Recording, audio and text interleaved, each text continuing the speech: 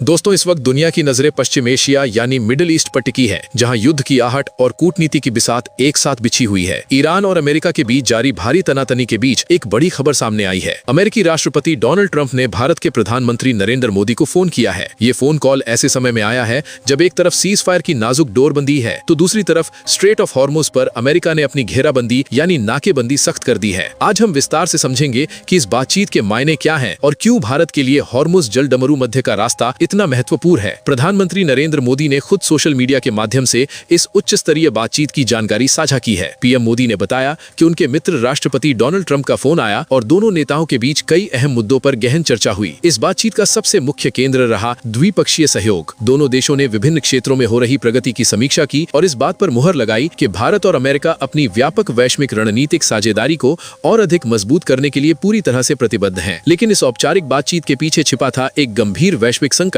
जो सीधे तौर पर कच्चे तेल की सप्लाई और भारत की ऊर्जा सुरक्षा से जुड़ा हुआ है। बातचीत के दौरान पीएम मोदी और राष्ट्रपति ट्रंप ने पश्चिम एशिया की मौजूदा स्थिति पर विस्तार से चर्चा की। यहाँ सबसे महत्वपूर्ण मुद्दा रहा हॉर्मुज जल डमरू मध्य यानी स्ट्रेट ऑफ हॉर्मुज। भारत ने स्पष्ट शब्दों में अपनी मांग और अपनी चिंता अमेरिका के सामने रख दी है। प्रधानमंत्री मोदी ने इस बात पर जोर दिया है कि हॉर्मुज के रास्ते को खुला और सुरक्षित रखना न केवल भारत के लिए बल्कि पूरी दुनिया की अर्थव्यवस्था के लिए अनिवार्य है। अब सवाल उठता है कि आखिर अमेरिका वहाँ कर क्या रहा है। दरअसल राष्ट्रपति डोनाल्ड ट्रंप की रणनीति बेहद आक्रामक है। उनका मानना है कि ईरान को घुटनों पर लाने का सबसे आसान तरीका यह है कि हॉर्मुज के रास्ते पर उसकी नाकेबंदी कर दी जाए। अमेरिकी नौसेना वहां तैनात है और ट्रंप का साफ कहना है कि हॉर्मुज पर अमेरिकी नाकेबंदी के तहत पहले वहां से समुद्री बारूद यानी माइंस को हटाया जाएगा। इसके बाद अमेरिका दुनिया के अन्य देशों को वहां से एक सुरक्षित रास्ता देगा ताकि अंतर्राष्ट्रीय व्यापार चलता रहे। अमेरिका की ये नाकेबंदी बेहद सख्त होने वाली है। अमेरिका ये सुनिश्चित करने में जुटा है कि इस रास्ते से ईरान का कोई भी तेल टैंकर न तो गुजर सके और न ही वहां पहुंच सके। यानी ईरान की आर्थिक रीढ़ को तोड़ने के लिए अमेरिका ने पूरी तरह से मन बना लिया है। लेकिन यहाँ स्थिति थोड़ी पेचीदा है। एक तरफ अमेरिका नाकेबंदी कर रहा है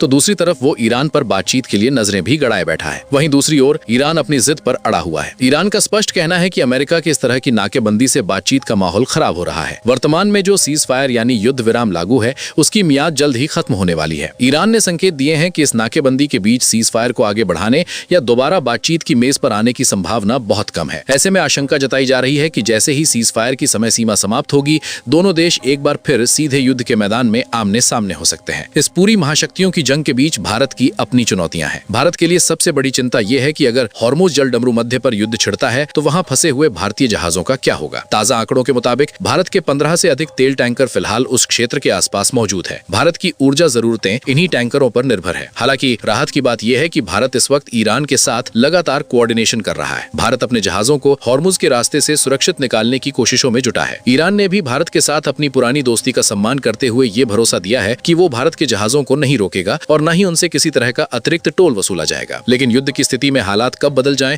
ये कहना मुश्किल है। इन तमाम जटिलताओं और माथापच्ची के बीच डोनाल्ड ट्रंप का पीएम मोदी को फोन करना ये दर्शाता है कि अमेरिका भी जानता है कि इस क्षेत्र में शांति बहाली या किसी भी बड़े फैसले के लिए भारत की राय और सहयोग कितना आवश्यक है। भारत जहां एक ओर सुरक्षा और खुले समुद्री रास्तों की वकालत कर रहा है, वहीं वो ये भी देख रहा है कि उसके आर्थिक हित कहीं युद्ध की भेंट न चढ़ जाए। क्या ट्रंप की नाकेबंदी ईरान को बातचीत के लिए मजबूर कर पाएगी या फिर सीज फायर खत्म होते ही पश्चिम एशिया में एक बड़ा ज्वालामुखी फटेगा? इन सवालों के जवाब आने वाले चंद दिनों में साफ हो जाएंगे। लेकिन फिलहाल भारत अपनी कूटनीतिक चालों से अपने हितों को सुरक्षित रखने की पूरी कोशिश कर रहा है। वैसे आपको इस खबर को लेकर क्या विचार है? कमेंट बॉक्स में कमेंट करके जरूर बताएं।